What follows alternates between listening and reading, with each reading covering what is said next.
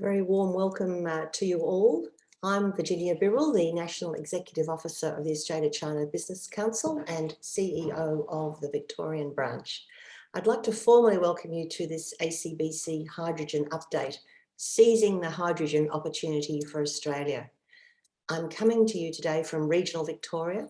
However, I understand we have many guests from around the country, China and even the USA joining us today. I'd like to begin by acknowledging the traditional owners of the land on which we meet today from all the localities around Australia and pay my respects to their elders, past, present and emerging. I extend this courtesy to any First Nation people we have on the call today. Today's session comes at a hugely important time for the global energy market. Following the recent conclusion of the COP26 in Glasgow, a formal agreement signed by 127 nations will form part of a global push to halt carbon emissions. China, contributing to almost 30% of global greenhouse gas emissions, will be centre stage in the quest for reduced emissions. In this global transition, hydrogen will no doubt have an important role to play. Today, we're here to discuss the current state and future direction of the hydrogen sector in Australia, both federally and on a state-by-state basis. What the plans are for the future, and what is to be said for the always important China dimension in Australia's energy market. This discussion will be in the form of 3 short presentations, followed by a moderated panel discussion, and will run for 90 minutes. An attendee pack, including the agenda and speaker bios, has been emailed out to all attendees and will be included in the chat box for your easy reference. In the agenda, you will see we have an abundance of content to cover. Felicity Underhill from Fortescue Future Industries will be providing an update on the new $1 billion project in Queensland to double the world's green hydrogen production capacity. Graeme Moya will give us an update from CSIRO on the National Hydrogen Plan, which aims to position Australia as a global player in the clean hydrogen by 2030. We'll also hear a presentation from the Victorian Government representative, Marika Wanklyn, Acting Director, Industry Engagement and Development at Delwip. Following that, we have our much anticipated panel discussion involving Peta Ashworth, Chair of the Queensland Government Hydrogen Taskforce, in discussion with Felicity, Graeme, Marika, and our moderator, David Cullen. So to kick things off, I have great pleasure in introducing David Cullen, who will act as moderator, MC and Western Australian representative for today's session. Based in Perth, David is Energy Chair at the ACBC WA and has over 40 years experience in the oil and gas industries. In more recent years, he's worked in BP Australia's upstream,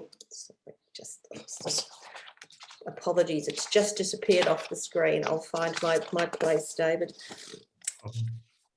He's more recently worked in BP's upstream business with a focus on domestic gas and NLG marketing. David was based in Beijing for 2.5 years, where he provided professional support and direction for the development of knowledge and cultural exchange for Australians in China and Chinese gas professionals in Australia.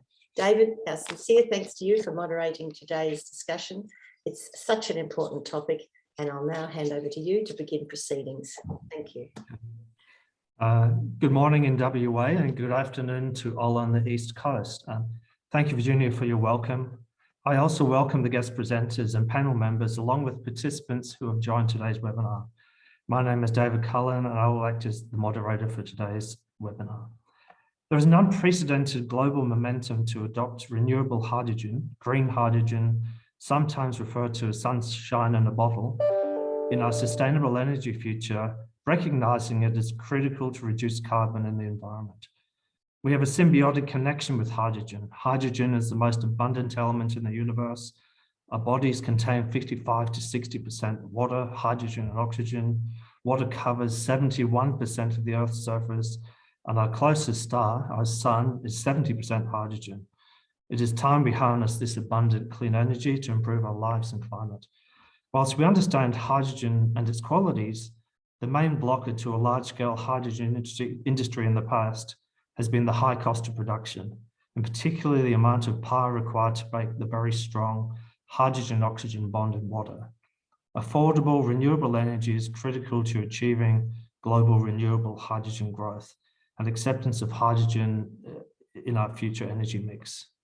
Governments, industries, universities, hydrogen councils, and research groups are all progressing and developing new technologies for the production, storage, transport, and distribution of renewable hydrogen in various sectors such as power, transport, shipping, heating, heavy industry, and aviation. Australia is in an advantaged position with abundant quality sunshine and wind, large tracts of land, proximity to gas pipelines and ports, and access to international markets. This is an exciting time for Australia, a time to grasp the opportunity of the renewable hydrogen demand, to position as a leading producer, supplier, and technology provider, and to generate new jobs in this new world. I hope you find today's seminar enjoyable, informative, and inspiring. You will see on the bottom of the screen, there is a Q&A tab, and I encourage you to ask questions along the way, which we'll try to respond to. But if I could firstly welcome Felicity Underhill from Fortescue Future Industries. We really appreciate your attendance and contribution. Problem. Thank you, David, and thank you for that introduction. We're certainly excited about the opportunities provided by green hydrogen. I just hope that I might actually be sharing now, and I'll just walk through a few things with regard to what Fortescue is doing in terms of green hydrogen, why we think it's important, but also some detail on what we're actually doing. Because I think, as you said, there's that gap between talking about it, investing in it, and actually seeing the benefits of it. And we definitely think it is sooner rather than later. Okay. So Fortescue Metals Group is something that everyone is, particularly in WA, but with our customers in China as well, are quite familiar with. I think Fortescue's really proven itself over the last 20 years as a values-driven business focused on stretch targets and frugality, but also matched by really believing in family and humility in the office and at the site. It's a world-class metals group, now aimed to be the lowest cost iron ore producer globally, and it's as a result of that, it's able to invest in growth. And one of the things that Fortescue has realized over the last, probably almost the last decade, is just how important it is for us to start to look to diversify and to understand the importance of renewables and green hydrogen in meeting our own decarbonisation needs, but also meeting the world's changing needs. And so about a year ago now, Fortescue Future Industries was set up. It's a wholly owned subsidiary of FMG, and initial development work is funded by up to 10% of FMG's net profit after tax. And the aim for us is to become a vertically integrated renewable energy and green products business. Now, you may have seen some of our announcements recently while our founder and chair, Andrew Forrest, and our CEO, Judy Shuttleworth, were at COP26 in Glasgow. And they are around taking up that global leadership position in advocating for the importance for renewable energy and green products. And we were just talking before this panel, and Peta Ashworth mentioned something which I think is really relevant to the conversation we're having today, that actually a lot of the announcements and a lot of the progress that we saw at COP was not so much from governments, but was from companies and investments by companies such as FFI to really drive renewable energy and renewable hydrogen. So how do we actually start doing this? We do this through what we call our flywheel. So the first thing we need to do in developing a renewable hydrogen business is to look around the world and secure the best global renewable assets. We've had large numbers of the team led by Andrew Forrest. Have been on a number of world tours now. I think they're on the third to go out and seek those best renewable assets. At the same time, we are looking at technology, and I'll talk a little bit more about some of those specific technologies, and you start to scale them up. And the big thing here is you've just got to get started. If we want to get the costs down in green hydrogen, the only way to do that is to get started and then follow the flywheel. By starting, we're putting orders in with manufacturers. That starts to get the cost down and the scale up. We increase the supply of green hydrogen. It means there's no excuse for customers. That supply is not an excuse for customers. And so we're then increasing the demand for green hydrogen. That then increases the required capacity. And again, that scale continues to drive costs down. And so that's really key for us, and the understanding that is really key when we look at the challenges that are often out in the market and commentators around the costs of green hydrogen. New industries have been stood up before, new technologies have been stood up before, and we know what works, we know what's important in order to get those costs down. And here are some of the examples of the technology that we're looking at. One of the key reasons that we're driving renewable energy and green hydrogen is to decarbonize our own business. You know, by doing that, we actually get past the challenge of the chicken and egg challenge that's often spoken about in hydrogen, which comes first, the demand or the supply. Well, Fortescue has the demand in terms of decarbonising our iron ore business.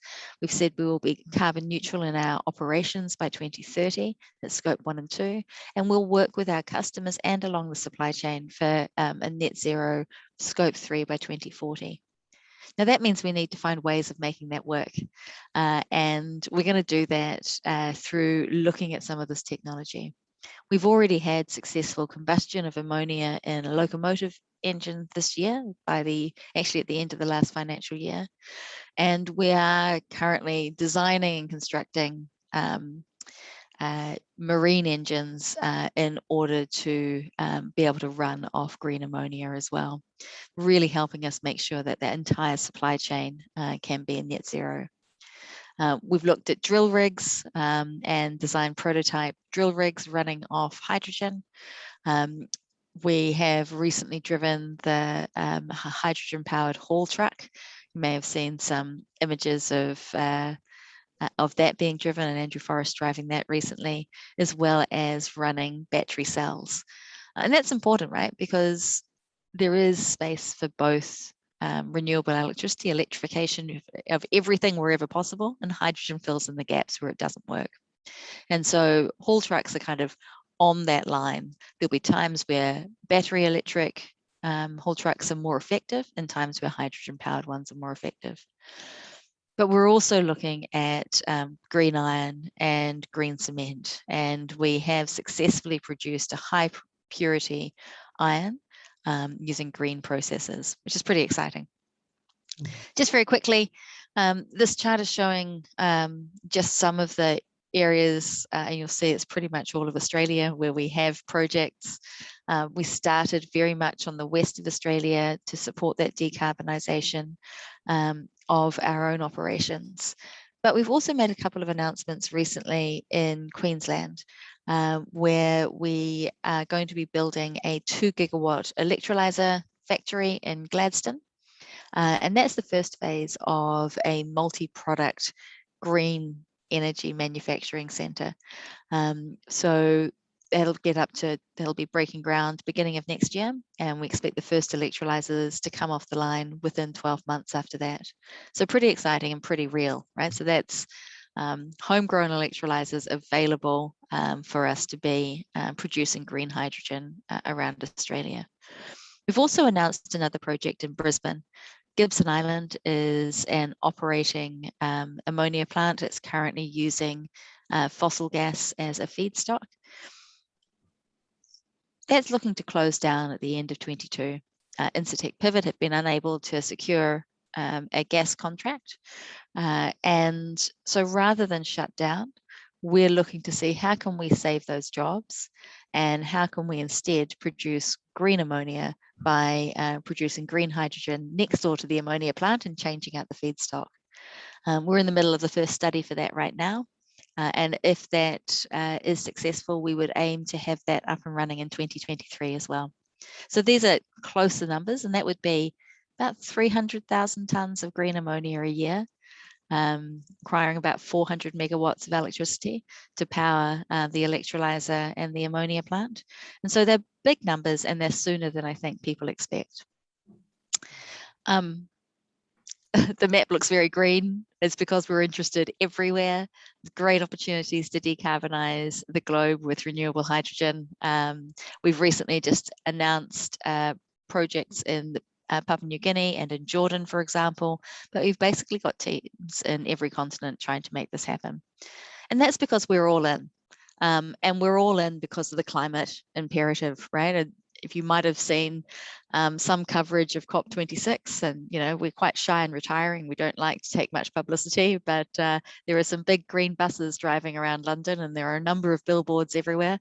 And that's because the planet is cooking. And greater investment in green hydrogen is one of the great ways that we have in front of us to stop that happening. So these things are real, as I mentioned. They're not something that's out there into the future. We're already designing ammonia fueled engines and hydrogen fuel cell EVs across a range of scales.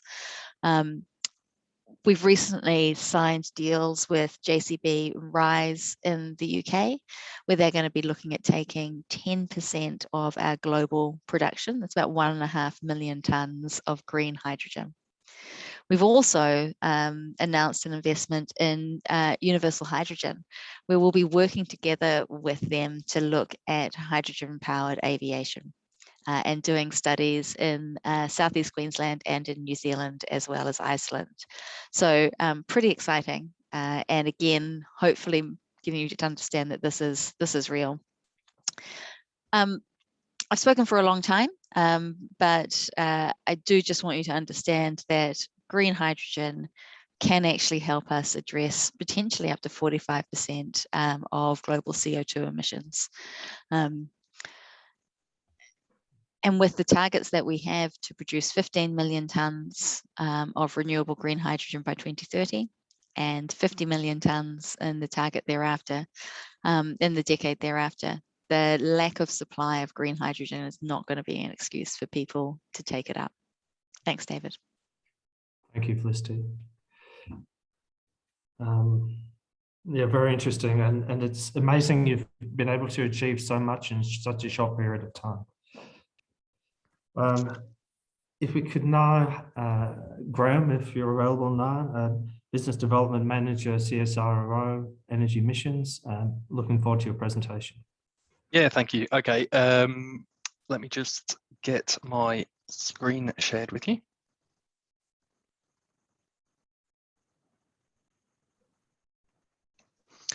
Trust that that is coming up.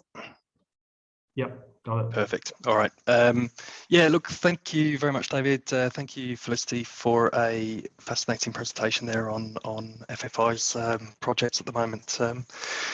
So I'm Graeme Moya. I'm Business Development Manager for CSIRO's energy missions. So that covers the hydrogen mission and the towards net zero mission within our organisation.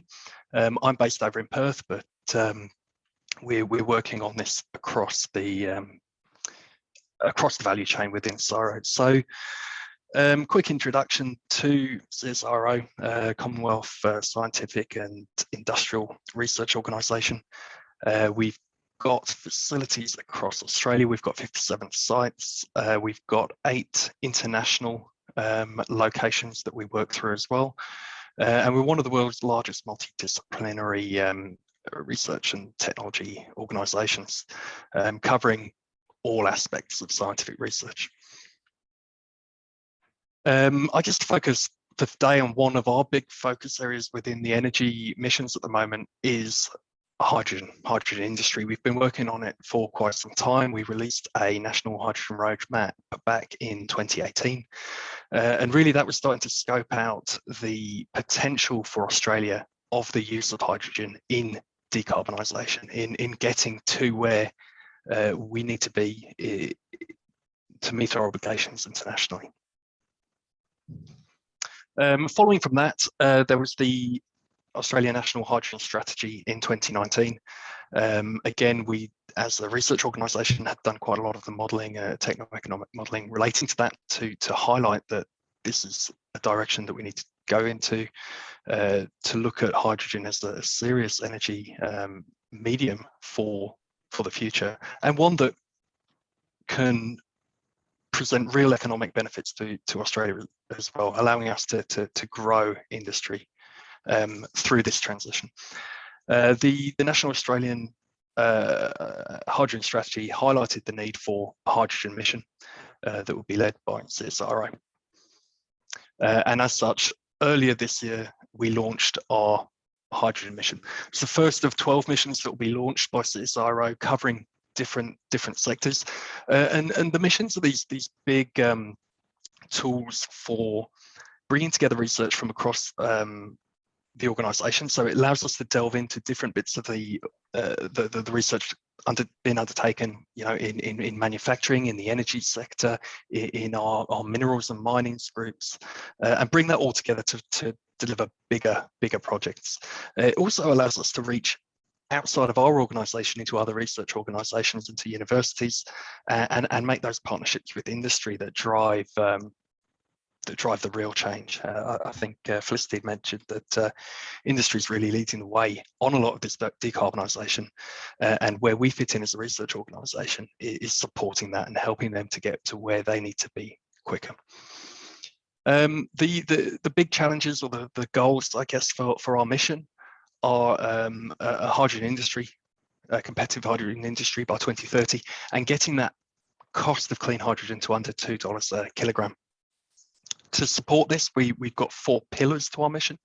We've got the Hydrogen Knowledge Centre, we've got feasibility and strategy studies, demonstration projects, and enabling science and technology. And I was going to quickly run through some of those with some examples of what we're working on at the moment.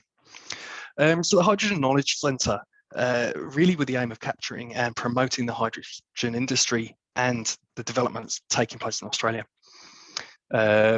This started with High Resource. This is a website hosted and regularly updated. It was a project developed with a number of other partners, Future Fuels CRC, NERA, and the Australian Hydrogen Council.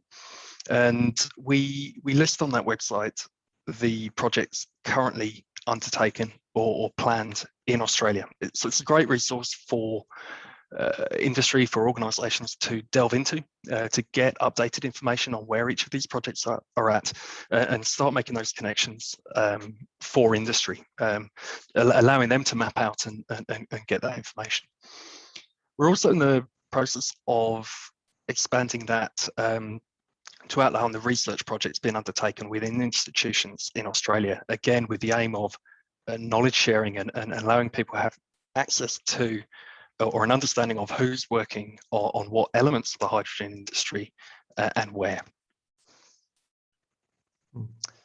The next pillar then is the feasibility studies and strategies. So this is the techno-economic modelling that supports and underpins a lot of further development in hydrogen. We've been working on a number of publicly released documents. There's a couple on the screen there. The opportunities of hydrogen in commercial aviation with Boeing was released a few years ago, and at multiple different stages we're working with partners on these to try and tackle some of those big problems, to map out the direction in which industry needs to go, and highlight some of the challenges or the blockers that further research and development is required. With regards to the mission at the moment, we've just launched, for example, a feasibility study into using hydrogen as a backup power system for supercomputing in Australia. And the aim there is that we've got a pathway to what makes sense in supporting these projects. Where does it work? Where does it not work? And you know, can we move that to data centres across Australia when we move that into a demonstration project phase? Speaking of demonstration projects, once we've done those feasibility studies, we've identified what makes sense in terms of progressing to the next level. We'll try and move those to demonstration project. We'll partner with organisations in doing that, with the aim of showcasing these technologies, these new developments, work, de-risking investment for larger scale projects in due course. So with regards to what we have going on at the moment, in Clayton, Victoria, we have our tech demonstration facility. So that's a dedicated research facility with a focus on hydrogen. We're in the process there of installing some third-party equipment. So we're enabling industry to come and install their equipment on our property in a research environment that allows us to test and prove those technologies with these industry partners, highlight any challenges, work through regulatory and legislative boundaries, and get that proof of operation out to governments and those that need to understand that these technologies are safe in the marketplace. We're also installing a hydrogen refueler there in Clayton, again with the aim of facilitating projects that may produce hydrogen, for example, to go into that refueler to showcase that value chain, and allow that technology to be proven as a technology that creates hydrogen, but also can be used. There's a number of fringe benefits for that. For us, it allows bolt-on technologies, things like new water filtration materials, for example, to produce very clean water that feed into these systems. The final step then is enabling science and technology, and this is a hard one to explain, I guess, but the aim there is really working with industry and other research organisations to help solve their problems. An example would be FFI, who we've been in partnership with since 2017, working on hydrogen technologies. We have a strong working relationship where we identify gaps, or FFI will help us identify gaps in their projects, and we can put brainpower and research into filling those gaps, finding new technologies, and helping get over those boundaries. There's opportunities there for exchange programs between universities, between PhDs, to grow knowledge and share knowledge between organisations. So that's really the crux of the mission. Often find that can be quite high level and doesn't really necessarily showcase the full scale of what we're working on. So another way to look at that is look at the key challenges and opportunities and where we see those as we move forward. And it's a rapidly developing industry, as many will be aware. We're constantly reevaluating what needs doing. You know, industry is moving very quickly on this, and we're as a research organisation not there to go over old ground. We're looking for the new frontiers. We're looking for the gaps and the blockers that are preventing progress. So some of the key challenges and opportunities we see are export. How do we get large-scale economical production, storage and transport of hydrogen? It's all very good being able to make large volumes of hydrogen, for example, but how do you store that in large quantities to put that onto a boat in a practical and effective manner? Some of the areas being looked at there are geological storage. Can we put this hydrogen underground and then get it back up in an economical fashion? Gas networks, that I guess existing infrastructure in general, again with an aim of getting the costs down as quickly as possible. Reusing existing infrastructure is fundamental to that, but there are challenges as well in the materials, the valves, the flanges used in a lot of this infrastructure. Works very well for gases, but when you look at hydrogen being such a small molecule, we have to evaluate how that works, whether it works, whether we need to replace components in the system. Transport was mentioned there by Felicity. Another really big area, heavy vehicles, the maritime sector, the aviation sector. How do we get into a place where we can support those industries effectively? and as quickly as possible with the aim of decarbonisation. Electricity systems, so we're looking at remote power systems, and again, there's elements of storage and transport of hydrogen or derivatives that go into that. And then industrial processes. How do we switch from where we're using hydrogen already to clean hydrogen? How do we get that market pull for these clean hydrogens being made? How do we integrate those into existing processes, and how do we get that into new processes? And again, Felicity mentioned green iron and ore processing there as a hard to decarbonise area where hydrogen could play a really important role. So we are constantly looking for opportunities to work with organisations to help them solve their problems where they align with the direction the CSIRO is going, and where we can add value and impact to nation. So finally, sort of to finish off, just wanted to look a little bit at our global presence. So while we're an Australian research organisation, we do work all over the globe. We have people in 6 different countries at the moment, based there, undertaking work there. We have a wide number of international patents, trademarks globally, and with a, I guess, specific focus on China. China is one of our most frequently collaborated with countries. We have a strong research collaboration. It works very well. About 1/10 of our organisation has Cantonese or Mandarin as first language, and worked better pre-COVID with moving back and forward between countries, but we're looking forward to having those visits and those exchanges pick up once we can.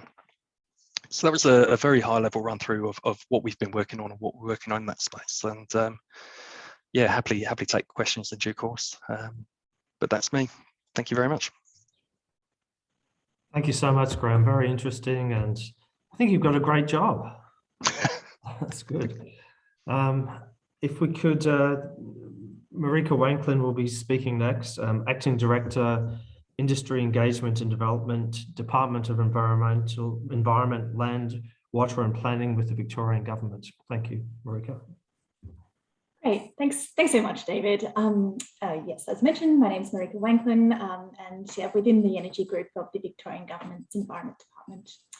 So I'm delighted to be here today, and I'm going to give you a brief update about the Victorian Government's renewable hydrogen projects and priorities.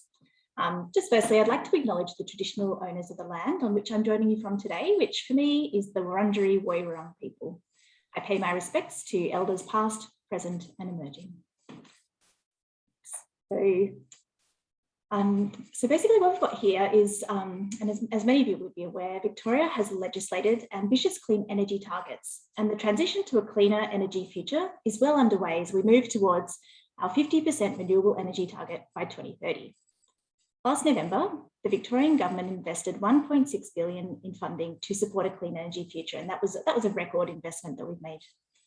In addition to 2.6 gigawatts of utility scale wind and solar generation, the Victorian Government has also supported investment in distributed solar and battery systems, electric vehicle charging infrastructure, utility scale energy storage, innovative microgrid demonstration projects, and a range of energy efficiency initiatives.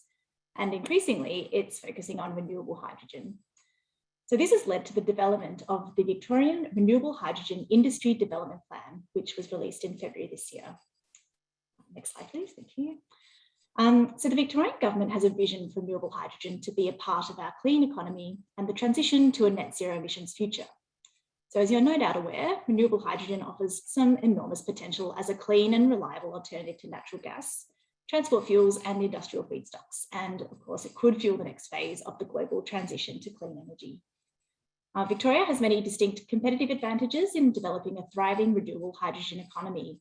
And this is really based on things like our extensive gas networks, highly skilled gas workforce, renewable energy resources. We've got some world-class education and research institutions. We have well-connected transport networks and export-ready infrastructure. Next slide, please. So the Victorian Renewable Hydrogen Industry Development Plan actually outlines the Victorian Government's key focus areas and actions to accelerate the development of renewable hydrogen industry across the state. So this plan sets out how the Victorian Government will lay the foundations to support an emerging Victorian renewable hydrogen industry. Connecting sectors of our economy through the renewable hydrogen industry will bring new jobs and investment and spur economic growth and innovation, driving forward our transition to clean energy. Focus areas for government are set out in the plan and are on the slide there. So these include reducing greenhouse gas emissions across our industrial, energy and transport sectors, creating long-term jobs through our new career pathways and skills clusters, supplying a thriving clean energy export market, and supporting strong domestic demand for renewable hydrogen. Next slide, please. We have already laid the foundations and now we're taking the first steps. This includes pilots, trials, research, feasibility studies, investment attraction, building supply chain capabilities, commencing legislative and regulatory changes, and building workforce capabilities, skills, and training opportunities. So what we want is to see the clean energy sector grow and strengthen, and to see new skills and technologies tested and expanded, connections made between the physical infrastructure, skills and energy resources, and eventually achieving a thriving hydrogen economy. Next slide, please. So just this slide sets out some of our key sort of headline initiatives within the state of Victoria. And it's really in complement to the state's plan, which I mentioned earlier. So just talk you through some of these key initiatives that we're undertaking. We actually recently closed our first renewable hydrogen grants program, and that included both a fund to support renewable hydrogen pilots, trials and demonstrations. And secondly, a fund to enable business cases and feasibility studies for those sort of, I guess, earlier stage initiatives, and that's for businesses to transition to renewable hydrogen. The Victorian Government has also developed a $90 million Energy Innovation Fund, making available funding for transformational energy projects, including renewable hydrogen. And announcements from all of these programs are anticipated before the end of the year, so stay tuned. Through the Victorian Higher Education State Investment Fund, we're also providing $10 million to support the development of the first international hydrogen development partnership for Australia, and that's with Swinburne University, Australia's CSIRO, and we heard from Graeme earlier, obviously, and Germany's ARENA 2036, the Victorian Hydrogen Hub, or VH2 is the name of that initiative. We've also contributed $9 million towards Deakin University's HyCell facility, which is located in Warrnambool in southwest Victoria. And this is one of Australia's first facilities for testing, manufacturing and training in new hydrogen technologies. Further, we have contributed $4.7 million in funding for the University of Melbourne's Zero Emissions Energy, or Z Lab. The Z Lab will see Melbourne University work with industry to develop a range of clean energy products across the hydrogen and solar fields. And these will include new methods for hydrogen gas processing, novel hydrogen fuel systems for energy-based power generation and transport, and new low-cost electrolyser for producing green hydrogen. And just along with those projects I've just mentioned, we've also provided $12 million, again through that Higher Education Investment Fund, to support Swinburne University of Technology's Air Hub. And the Air Hub is about driving innovation in aerostructures, including projects on civil aircraft, advanced air mobility, technology aviation, and developing capacity for hydrogen storage on aircraft. And this is sort of alongside things like the $500,000 investment as funding as a founding member to establish the Australian Hydrogen Centre, sponsorship of the CSIRO's hydrogen studies, and the Department of Transport's $20 million zero emission bus trials. And we really see this as just the beginning. So as we start to build scale and demonstrate the hydrogen potential across Victoria. Next slide, thanks. We see our regions as really central to the growth of the hydrogen economy. And we think that Victoria has really the right elements for establishing a thriving, sustainable hydrogen economy. And this capability is spread right across the state. So you can see a sort of a map there on the slide, which identifies those regions. We also have 6 renewable energy zones, and these have varied resources and infrastructure relevant to renewable hydrogen generation and use. We see all of these regions as having a role to play in establishing the hydrogen economy, and the strengths of each region really complement activities across the hydrogen value chain. Next slide, please. We also see collaboration as fundamental to developing the hydrogen supply chain, which is why we're co-funding with National Energy Resources Australia, or NERA's Regional Hydrogen Technology Clusters program. And this includes supplying $200,000 to establish the initial 4 Victorian clusters. And these are in Greater Geelong, Gippsland, Clayton and the Mallee regions. And we've also provided, and I think this is a first for the Australian states, over $100,000 to establish a statewide Victorian cluster network. So the hydrogen clusters are connecting hydrogen players from academia, government, industry and startups around strategic regions with strong potential for hydrogen. The clusters are facilitating partnerships to drive opportunities to collaborate, attract investment, solve industry-wide challenges and drive commercial projects. And this will support acceleration of the Victorian hydrogen economy, and we see bringing economic benefits alongside that as well. Next slide, please. So to connect these resources and opportunities across the state, the Victorian government wants to establish a network of renewable hydrogen hubs, towns and clusters.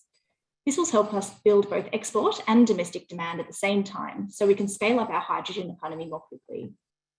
Critical to achieving this vision will be ensuring transport and connection between the regions and the hubs, of course. Next slide, thanks. Great, so as mentioned, Victoria has a range of strengths that make it a very suitable place for renewable hydrogen development. There are opportunities for the development of various types of hubs in each region due to our gas and electricity infrastructure, population density, plentiful supply of renewable energy, and well-established transport, freight, and export routes. Victoria is well positioned to explore not only opportunities to build a domestic hydrogen economy, but also to create a world-class export industry. We're keen to encourage businesses working in or with our interests in Victoria start thinking about whether renewable hydrogen might be an opportunity for them to explore. Next slide, thank you. So I've outlined the Victorian government's plans and projects, which I hope gives a good overview of our focus areas. We're really keen to work closely with business and industry, as well as, of course, our research partnerships in Australia and internationally to develop export demand and to establish and refine the supply chain needed to support renewable hydrogen exports. And Victoria is a business-friendly state, so if you're interested in relocating your headquarters, supply chain or businesses to Victoria, please do get in touch. I encourage you to reach out to our team to discuss other projects or opportunities, and the details are on the next slide, which we'll just flip to now. So just in wrapping up, just like to say thank you for your time today. In Victoria, we're rapidly establishing a renewable hydrogen sector, and I'm looking forward to sharing with you further upcoming initiatives as we work towards achieving our state's hydrogen vision. And I'll just draw your attention to the email address on the slide there. The business and industry engagement team is very well equipped to work with a range of incoming queries and sort of triage those across the Victorian government. So we'd be delighted to discuss your plans with you, and please feel free to reach out. Thanks very much. Thank you, Marika. That was fantastic. Had a lot of activity happening over there. That's great. So that sort of concludes our 3 sort of formal presentations, and we're going to start working now as a panel. And we have some topics to work through, but we're also very open to questions, and we'll respond to those in due course. So it's been mentioned a couple of times that COP26 was on just a few weeks ago, with the goal of securing global net zero by mid-century and to keep climate temperature increases within the 1.5 degrees. Within the COP26, there was, from the World Leaders Summit, affordable, renewable and low carbon hydrogen is globally available by 2030. So COP26 certainly have a global perspective, and Australia is part of that.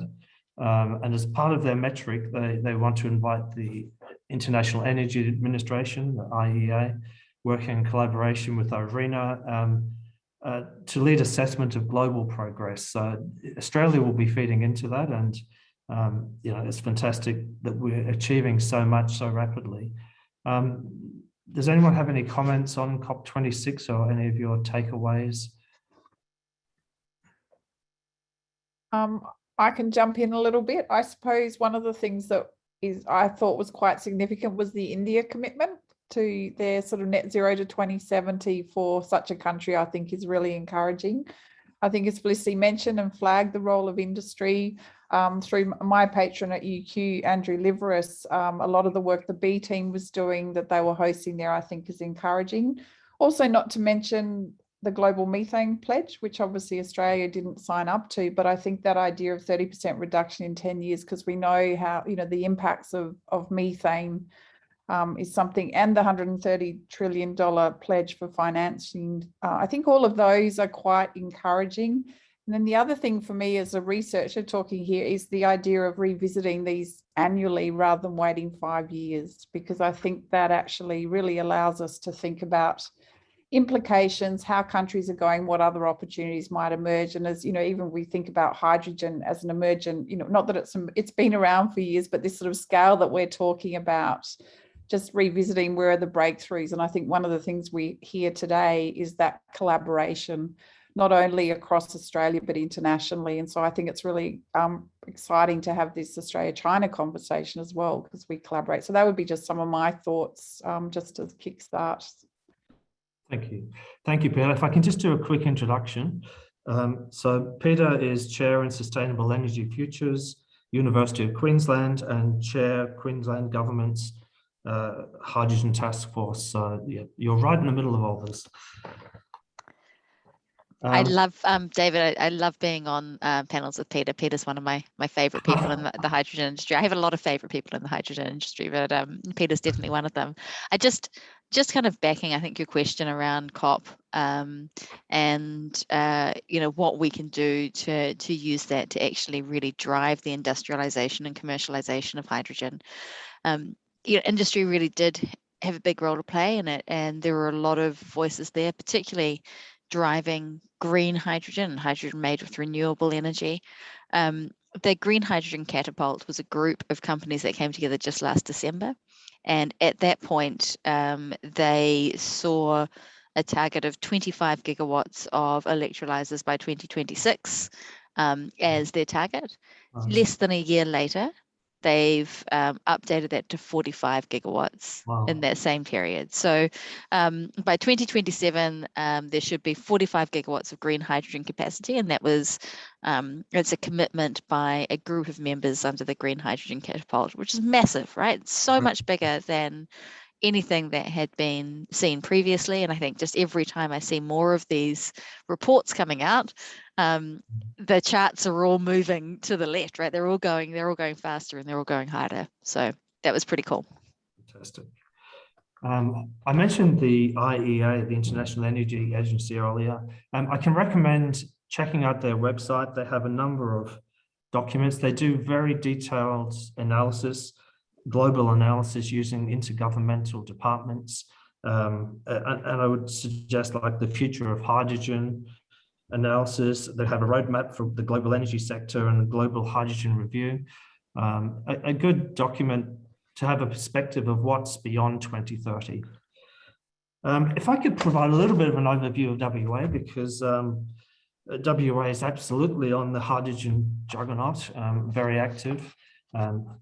So Mark McGowan is very supportive. We have the Minister Alana McTiernan, who Minister for Regional Development, Agriculture and Food, and the hydrogen industry. So we have a minister who's very focused on delivering hydrogen projects. She has a dedicated hydrogen team in the Department of Jobs, Tourism, Science and Innovation.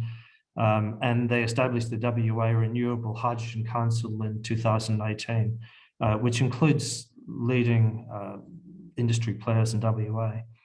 They have a number of documents, including the Renewable Hydrogen Roadmap, the Renewable Hydrogen Strategy, Renewable Hydrogen Fund, and Deployment Fund. And within their strategy, they have 4 key strategic areas. The first being export, and they have a goal for 2022 and another goal for 2030. So for 2022, the project is approved to export renewable hydrogen from WA. And by 2030, WA market share in global hydrogen exports is similar to our LNG industry today. So and WA is a very big LNG industry. Secondly, hydrogen blending into natural gas networks. So renewable hydrogen is distributed into the WA gas network by 22, and by 2030, that 10% of the hydrogen in that gas network. Remote applications, renewable hydrogen being used on a remote application. I'm sure Fortescue is contributing to that, and we appreciate that. And renewable hydrogen is widely used in the mining and haulage vehicles, heavy industry vehicles, and transport. The refueling facility for hydrogen vehicles is available in WA by 2022. And by 2030, renewable hydrogen is a significant fuel source for transportation. And supporting those, they have these funds that I think initially $15 to $20 million has been provided to companies to establish feasibility studies across WA. And reading through that, there's a very close link for where the money has been invested, and links very closely to the strategic focus areas. So if I quickly look down WA, so from the top down, there's projects right across WA, from the old river scheme, looking at using hydro for renewable hydrogens, Asian Renewable Energy Hub, which will be a massive source of energy in the future. 42.5 million has been granted by ARENA to the Yarra ammonia project up in Karratha. They're looking to convert an existing ammonia facility to a renewable hydrogen facility. Podeman is also looking to build an ammonia plant up there. BP is looking at a renewable ammonia project in Geraldton, which is about 4 hours north of Perth. And it's also very close to pipelines. Woodside, even just this week, announced a potential $1 billion ammonia project in Kwinana, which is just south of 30 kilometers south of Perth, opening up initially as blue hydrogen. So it'll be using natural gas to produce the hydrogen, but they'll offset those carbon emissions and in time converting to green. And then there's many projects to bring and extend the transportation and refilling stations. So yeah, a lot of activity, and so it's fantastic to hear from Victoria as well that the government are certainly supporting through policy, but companies are right there making things happen. So yeah, thank you for that WA introduction.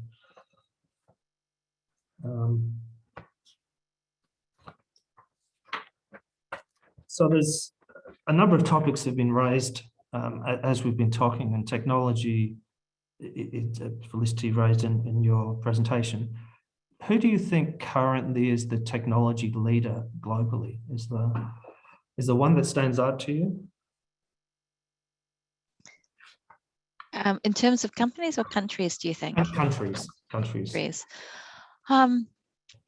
You know, I don't think there is any one single country. I think the areas of the world that are having the kind of a renaissance in terms of hydrogen technology are the ones where there have been very strong policy positions set by governments. And so we see Europe really driving, particularly around the end use infrastructure for hydrogen and green hydrogen through that.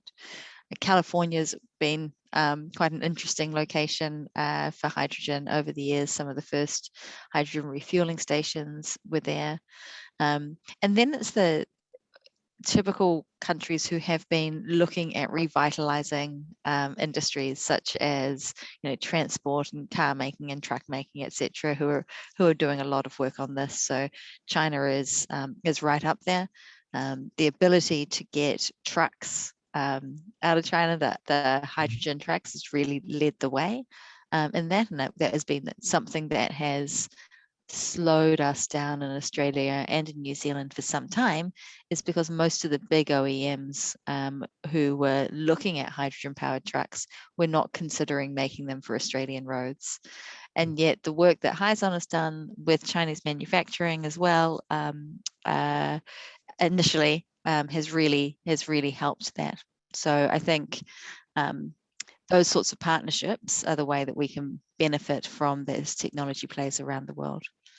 I would obviously say that the work that we're doing in Perth and together with CSIRO is would be up there in terms of leading for technology, and it's really a matter of time frame and scale there, David. So think about the marine engines.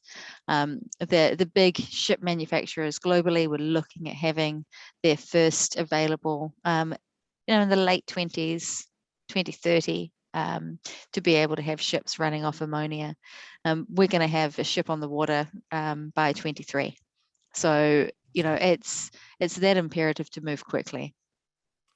So I think you mentioned the ship will be running on ammonia rather than hydrogen. Is that correct? That's right, green ammonia. So ammonia made with green hydrogen. And in simple terms, David, I really think of it as around the size of the engine. And if it's a lot of slow circular motions, if you think about an engine, then ammonia works very well. And if it is a faster engine, then you're going to be looking at a hydrogen or a battery electric. Okay, so that's for industry, but for the man in the street for transport, so you'd be saying that a hydrogen fuel cell vehicle is preferable, with hydrogen as an energy source, is preferable to ammonia? No, and then to the woman on the street as well, I would say, if you've got renewable electricity, there's both of us. We'll both be there together, David. Right. I think if you've got access to loads of renewable electricity, I think for the near term, battery EVs are going to be the way to go. But it's where you don't have renewable electricity. So some markets where they're not able to produce their own renewable electricity, it'll make sense to bring in import a renewable fuel. And likewise for vehicles which are heavier or have a much longer range, and there we kind of talk about big trucks, then hydrogen fuel cells will be better. That's my opinion. Yes, I noticed Fortescue Future Industries has a hydrogen fuel cell car driving around Perth. It's come alongside a couple of times. Excellent. I could also jump in there too a little bit. I think with the long haul, I think is really important. The other thing that we shouldn't underestimate is the role of the demonstration that using for public transport. We know that hydrogen vehicles are used internationally, and when we were doing focus groups in South Australia and Victoria, when people would turn over this map that was originally from Hydrogen Mobility Australia, and they'd see all of the places around the world where there is hydrogen refueling stations, they go, oh, it's happening in Japan, it's happening in the Netherlands, and that would actually provide sort of some comfort. And I think therefore we shouldn't underestimate the role of demonstration projects that we're seeing around Australia as being important in paving the way for the sort of more localized acceptance around those sorts of things. And that applies not only in Australia, but also in China as well. I think, China's has been producing so much hydrogen over the years. I think it was 20 billion tonnes in 2016. So they've got huge expertise. Obviously, that was more from coal and gas and steam methane reforming. But I think there are some really important things around that. And when it comes to ammonia, I think one of the things that I've been thinking about, and Felicity, it'd be good to talk more around this at some stage, is this idea of powering on ammonia. We're going to, and I know the engineering's there, but we've got to be so careful we're not replacing a carbon dioxide with the NOx issue. And so the social license issues around, and I know Europe and Maersk and all of these are looking at that, but I think it's something that we all have to think about going forward as well, because there is so much opportunity. And the whole reason we're doing this is for decarbonisation. And so I also think this is the opportunity for collaborating, and why it's so important to have these cross-country conversations around this. And similarly, the work that FFI is doing around the electrolyzer, that's going to help free up a bottleneck that the whole world has identified. And so I think, there's some exciting things, but we've also got to be mindful of some of those as well. Yeah, just very quickly on the NOx piece, one of the things the reason why we don't have a ship on the water now, and we're running it, it'll be a year away, is to manage that. So we start with a blend and we increase that blend over time. But absolutely agree, we don't want any unintended consequences, and it's It's about understanding all of those short-lived climate pollutants as much as it is just thinking about removing methane or carbon dioxide. So a focus across Australia is the potential to export and have a huge and growing industry. How would you suggest the hydrogen is going to be transported to export markets?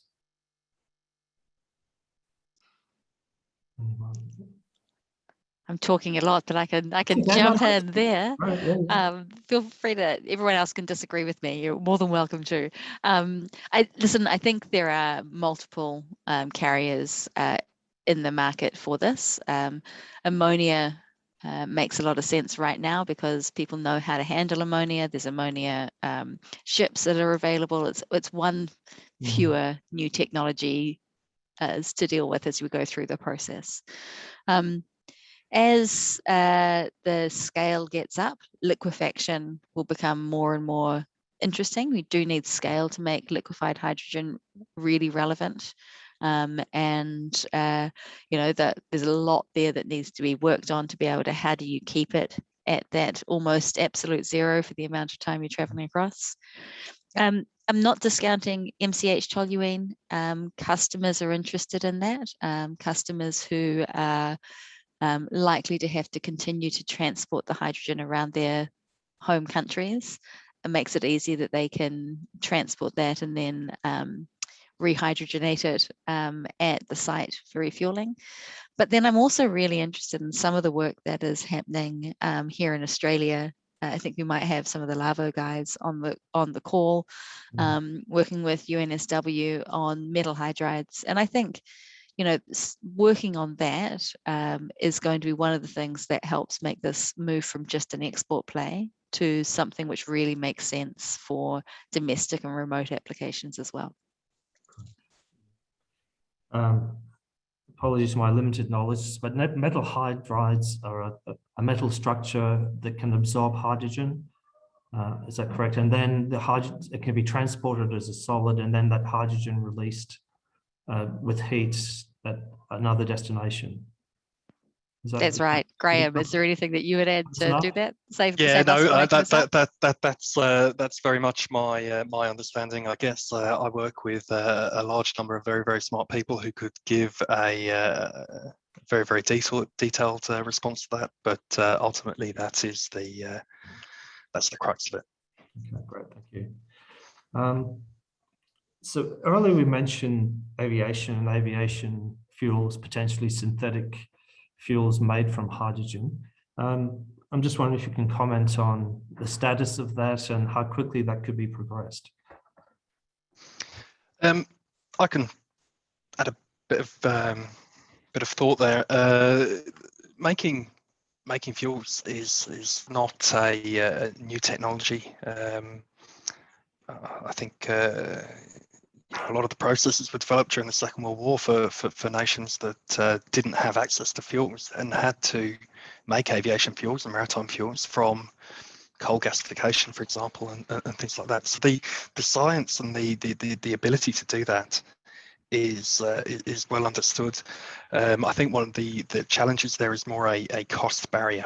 Where do you make that fuel? Do you make it at source? And at what point does it become viable to be making those synthetic fuels? It is a very strong focus area in the marketplace at the moment, and probably the most viable way to decarbonise aviation in the short term, I would say. I'm just wondering, everything sounds very positive. I'm just wondering what risks people see around hydrogen and how well can those risks be managed? I can jump in there as probably, and I would like to acknowledge that I've been, part of the Hydrogen Taskforce from 2018, working with the former chief scientist, and we were fortunate to receive funding from ARENA to do some initial work where we did some focus groups and then also a national survey, and more recently with the Future Fuels CRC. And, I think one of the things when we looked at that, in the first report, we talked about the Australian public being cautiously optimistic around the potential. And why is that? Because of the potential economic benefits, as we see, is regional communities, so if we can find ways to coexist. But there are some non-negotiables. When I was at CSIRO, Kieran Moffat and Aaron Jane came up with the first sort of model of social license to operate. And one of the critical things was to ensure that regulations were in place to manage environmental impacts. And so when you start talking about this, the issues that come up, first of all, is safety. How do we know it's safe? Which gets to my point around demonstration and all the things that are going on. And then also environmental impacts, which includes then things like water use. So, the decarbonisation is the positive side. But when you're starting to think about regional communities and Australia as a dry continent, water always comes up. And I think this is where, I'm wondering about what the opportunities are. And I know early visits to China, I've got a sheet from when I was there where they were looking at the opportunities of saltwater electrolyzers. If you could do that, then wouldn't that be amazing? But also wastewater and things. So safety. The other thing I think is this sort of coexistence for land, competing land use is going to be something that we shouldn't underestimate the challenges of what that will be going forward. Because if you think about the sheer scale, which I find hard even to get my head around as a non-technical person, what does that look like in solar and wind across Australia, across the world? It's massive. And so therefore we've got to think about that. But then, so I think there's some of the things that often come up that we're probably grappling with both as a researcher in the future fuels, but also in the hydrogen task force, thinking about some of those, but they also become opportunities. And I've done international surveys with the Chinese Academy of Science with the public over there looking at carbon capture and storage recently, probably a couple of years ago. But I think also what we find is that public response is very similar across the world. There are some non-negotiables around some of those things. And so being able to communicate those, I think, is important. And then if we're looking at a distributed model and where the size of electrolyzers and what does that footprint look like, depending on the community, I think there are some things where we think about in communities that it's okay because it's over there and out of sight. But with some of these things, they actually might be coming closer to communities. And so thinking about what does that look, I think, are some of the areas that I would say, we're thinking about from a social license point of view, both as a researcher and then on the task force. Thank you. While you're on, Pete, I'm just wondering about hydrogen buses. I note that China could be using renewable hydrogen buses to transport people to the Winter Olympics. Do you have any plans for the Olympics in 2032? Look, I think there's lots of opportunities right now as to where that goes. And as part of the Hydrogen Industry Development Fund, before even the task force, University of Queensland was given a project to look at, transporting our intercampus bus between Gatton. So that's a project that's live and moving forward.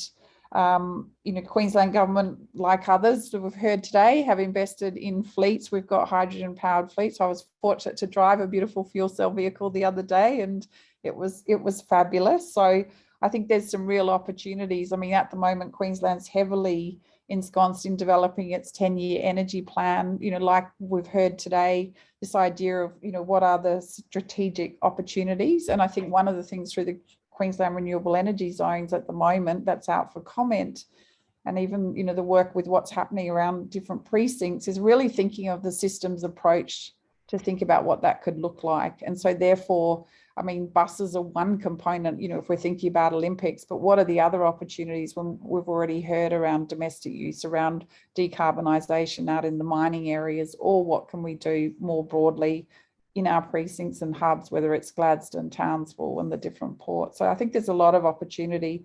And I think for Australia, the Olympics can become a bit of a showcase. And that's why I think this collaboration is so important. One of the things from the task force, I think our role is looking at what are the essential policy and regulations that are required to keep up with the scale of what's happening here, to make sure people see that it's been safe, but also making sure that it is coordinated across Australia to make it easy for industry, to make it easy for transport, all of these things to move between. So, and I know the ARC Energy project is working with Highs on there with, you know, some of the trucks and things as well. So I think this combined approach is really critical in moving these forward, and there's a lot of shared learnings that can come out of the partnerships that we're working towards.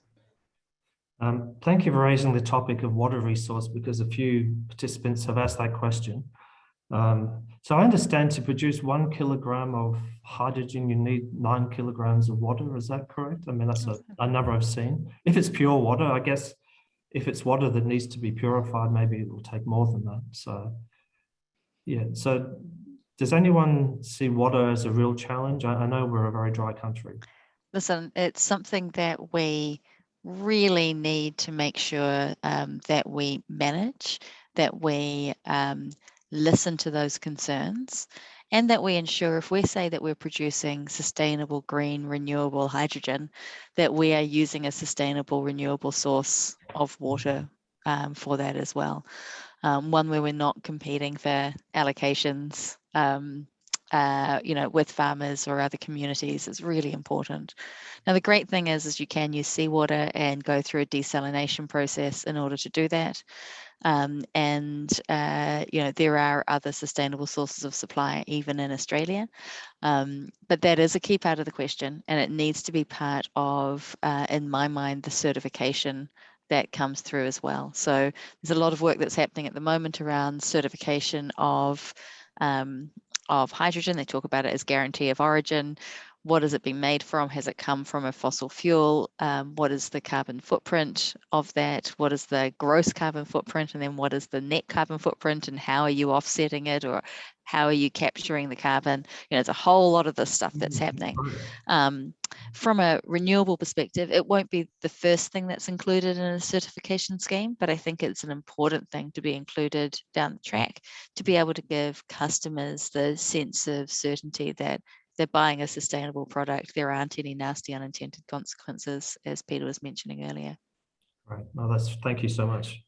Yeah, I might add to that a little bit, the opportunity to for research to fill the gap there,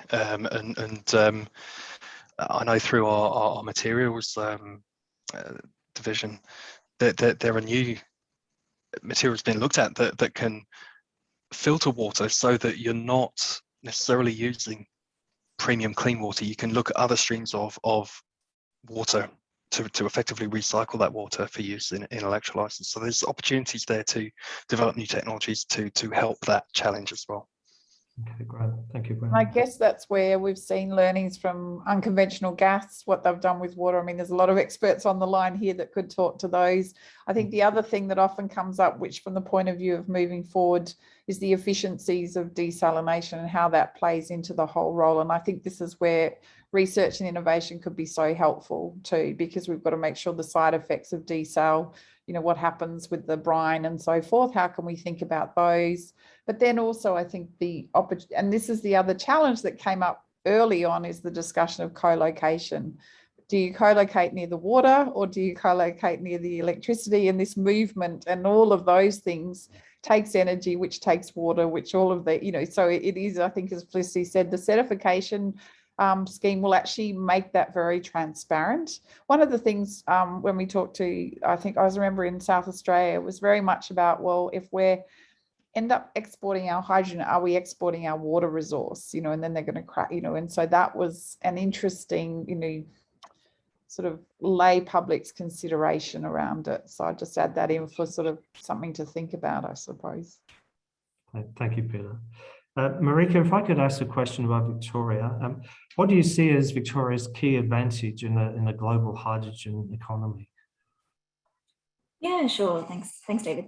So I think, you know, probably some of the points I touched on a little bit in the presentation around the abundant renewable energy resources that Victoria has. So solar, wind, hydropower, got really strong transport, freight and export infrastructure, including some great deep water ports. And we've also got a really skilled workforce, including advanced manufacturing and supply chain capabilities. So, you know, have a lot of the elements there. I think, especially it's worth noting that Victoria has a really extensive natural gas network, and probably one of the largest, I think, in any state in Australia, which means that, we have the gas expertise, but it also means that we have the opportunity to scale some of that domestic kind of demand alongside export kind of ambitions. So those elements together sort of present quite a strong picture. And I think as well, when you look back at that regional map from the presentation, one of the actual benefits of having a small state is that those regions are really interconnected. And when you bring all of those kind of strengths that each region has around things like the renewables or the ports, being part of an interconnected interstate freight network, for example, you do start to see a really attractive picture there. Right. And what are your main barriers, do you think, to renewable hydrogen? Yeah, sure. So, I mean, again, probably a lot of the things that have been touched on by others on the panel already, but I think, things like cost compared to the incumbents, including things like natural gas. Again, how do you create that local and international demand and connect up the demand with the supply? And then those infrastructure and transport challenges. So, just referring, of course, to Graeme's point around the National Hydrogen Strategy setting out that target for H2 under 2, so the $2 target per kilogram. We're certainly subscribing to that. We're investing as well at various points along the supply chain just to overcome some of those, I guess, those barriers that we're all seeing. And I think that's probably where government can really play a role, is to fill those critical gaps that, I guess, industry or research either can't or won't alone. So by setting the vision and then making those really strategic investments where those gaps start to emerge. And I guess I'd just point for one of those things to the $9 million investment in the High Cell Technology Hub. So that's a research centre based in Deakin University, which is obviously Victorian Uni. And that's really focusing in on two sectors of the economy, so heavy transport and natural gas. And they're testing the safety and compatibility of gas infrastructure, and that's going to inform, so planning for the hydrogen blending and replacement in natural gas pipelines. So just, I guess, part of the investment that the governments can make in coming over those barriers. Thank you, Marika. I've had a couple of questions about how quickly can we scale up the renewable hydrogen industry in Australia? When do we think this is going to be a big player for Australia, but also globally? Well, I think it's one of the ones where I think it's, again, sooner than you expect. And, we often talk about the need to get the costs of hydrogen production down, and that is very important.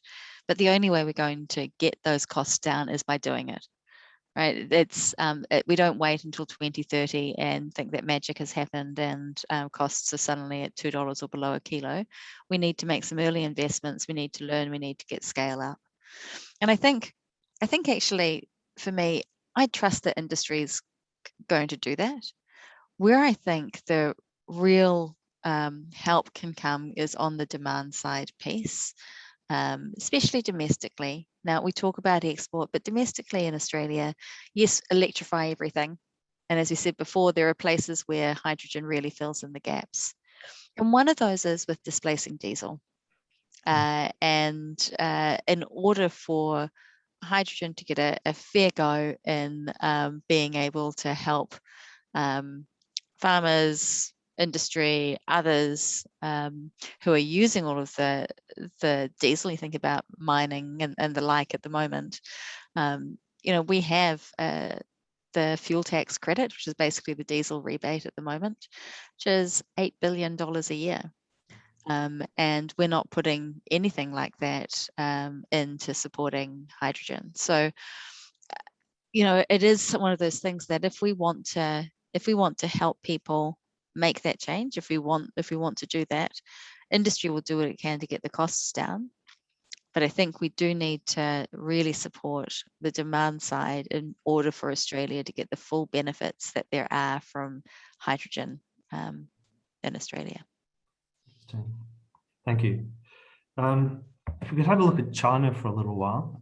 So in the 14th five-year plan released March this year, it included hydrogen as one of the 6 frontier and future industries.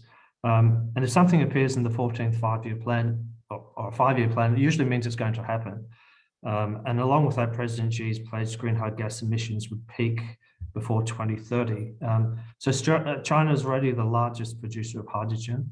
I think, as Peta mentioned, quite a lot of that is produced from coal, which actually has high emissions.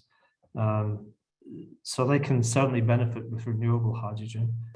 They also have extensive renewable energy sources, not all of which are linked into grids. And of course, they also have nuclear, which we don't have in Australia.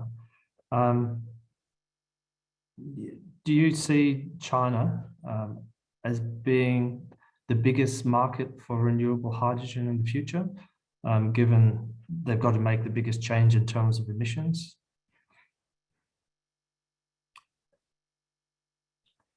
Who wants to comment? I mean, you're going to have to call on us, David, and be a bit mean, throw a name out there. I would just say again, I think there is great potential for China to be producing hydrogen from its renewable sources. I think hydrogen meets that need where you have a whole amount of the wind resources being further away from the population centers in China. And so the choices of how do you get that great energy across to where the demand is. And it's that play between, is it better to send it as an electron or is it better to send it as a molecule? And in the cases where it's better to send it as a molecule, obviously green hydrogen makes a lot of sense. And so I think we will see, a massive uptake of that, which is great. I don't think that China, it's my opinion, will be importing hydrogen. I don't think they'll need to be doing that. But in terms of being able to stimulate the innovation and creativity and technology, geez, what a wonderful place to be starting from with that great potential to be producing the hydrogen and the technology at home. Yeah, I think one thing that China will certainly desire is to have the self-sufficiency. So I think it's uncomfortable, China, that they do have to import so much gas, fuel, LNG, and hydrogen gives them an ability to back up coal and replace it with something very clean. David, can I just comment on that too? Sure. I had a PhD student who was looking at CCUS, carbon capture, utilization and storage policy. And some of the more from a social science and one of the things that he found very clearly, your comment on the 5-year plan, was how that influenced academic publications, research and so forth. So I think you're very right in the fact that it's included. And when I was over there in 2019 taking some students, this was there was a real focus that the previous Minister of Science and Technology, Mr. Wanklyn, had talked about fuel cells. He was an expert on China's EV, but really focusing on fuel cells, complementing EVs for buses, logistics and heavy duty, which is what we're seeing, I think, in that way. And they actually had 5 cities that they were focusing on to try and get some of these logistics. So again, I think you start to see that once it's mandated in that right as an area of interest, it does start to play through and follow suit, I guess. So yeah. I think what China is very good at doing is having pilot projects, learning lessons, and then scaling up. So they have 16 provinces who have launched their own pilot projects for hydrogen fuel cells, refueling stations and infrastructure. 5 city groups have been selected for demonstration projects. Beijing's committed to have 10,000 hydrogen fuel cell vehicles by 2025, including 74 refueling stations. So there's certainly commitment on the Chinese side for hydrogen and renewable hydrogen. So I think we have a very synergistic way forward. Yeah. We have 5 minutes left here. So are there any final comments by the panel? So I might just quickly jump in and say that idea of, which I mentioned before, the opportunities for collaboration or partnering. Queensland has I think China's invested 20 billion in our gas markets, supply chain. So we've got like PetroChina, CNOOC, Sinopec, and I think those opportunities, that relationships that are established both here and probably across Australia, are really important. And we're seeing that there is that opportunity. So I think both through research, through industry, and through wherever the government opportunities for partnering come through, I think it's really important and opportune. Yeah, and I think Sinopec has put their hand up to lead a lot of this hydrogen transformation in China. So you have a very close connection. Are there any other comments? I just hope everyone's leaving as excited as I am about green hydrogen for both Australia and for China and for the world. You know, we have a limited amount of time left to make a difference and stop the planet cooking, and we're going to have to pull every single lever to make that happen. And hydrogen's a really good chance, made from renewable electricity. We should be able to do it, but we need to start doing it now and not wait. Thank you. So in closing, I firstly like to thank the presenters. Sorry, Graeme? Yeah, I was just going to say, maybe build on what Felicity said. There is a level of excitement, not just in industry and research, but we're getting inquiries across the board. I'm getting potato farmers call up and you know, talk about how they want to make potato chips using hydrogen to have a green snacks. You know, there's a huge amount of these inquiries and passion in the marketplace and general public, which is really encouraging. Right. Thank you. Yeah, so I guess in closing, firstly to Felicity, thank you so much for sharing your insights and good luck into the future. The future doesn't seem far away for you. Graeme, thank you so much. Lots of activity with CSIRO across the country. Marika, the Victorian government's well positioned to prepare for a hydrogen economy. To Peta, thank you so much for your comments and for your insights and that global perspective that you brought to the meeting.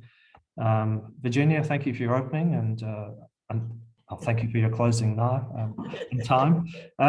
Also in the background, Zach Eggleston has been the event coordinator for this, and you know, thank you for all his support in this and bringing it all together. And of course to the participants for your time and the questions that you've raised. I trust the knowledge and insights shared will better prepare you all for an exciting hydrogen future, which is fast approaching. I think whilst technology is currently available to produce renewable hydrogen, the next 5 to 10 years will see a rapid growth and improvement in technology to make renewable hydrogen production more efficient at a reduced cost. Importantly, the federal and state governments are actively promoting renewable hydrogen and have created roadmaps, strategies and funding support to rapidly develop the renewable hydrogen industry. But as has been mentioned a few times, companies and industry is really pushing this, really driving.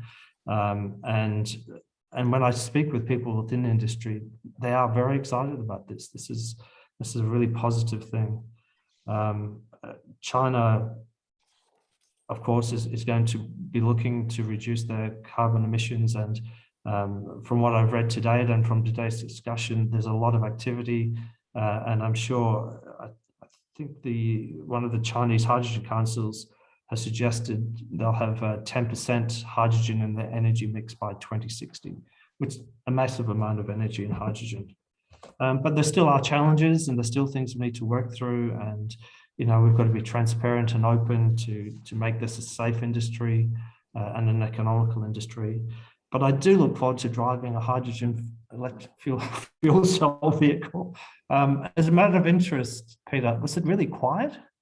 Yeah, absolutely. I put a little post on my LinkedIn if you want to have a look. It's just like a battery electric vehicle. Yeah, it was very lovely to drive. So would definitely recommend it.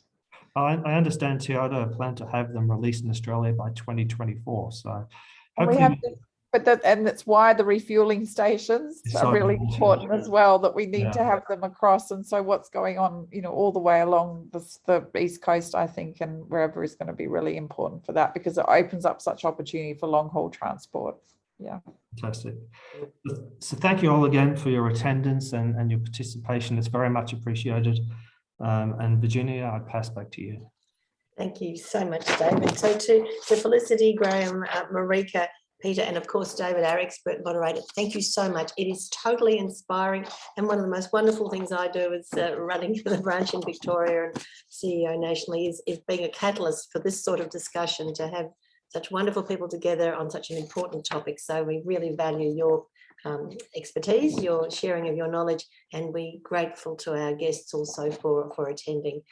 We do have some interesting events coming up, including a virtual national briefing with the Australian Embassy in Beijing, an update from the Deputy Ambassador Jason Robertson, Economic Councillor Simon Farrenbloom, and Daniel Boyer with our National President. So you will be getting information from that via the wonderful Zach, who will send it out with a copy of today's session. So finally, I'd like to thank you all for joining, to our wonderful participants, to our staff behind the scenes, and we look forward to seeing you all again at another ACBC briefing. So stay well and stay happy, and we'll see you soon. Thank you. Great. Thank you so much. Thank you. Thank you all.